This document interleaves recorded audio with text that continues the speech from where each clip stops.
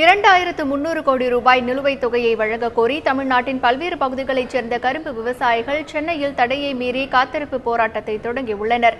தமிழ்நாட்டில் உள்ள கரும்பு விவசாயிகளுக்கு சுமார் 2300 கோடி ரூபாய் வழங்கப்படாமல் நிலுவையில் உள்ளதாக கூறப்படுகிறது.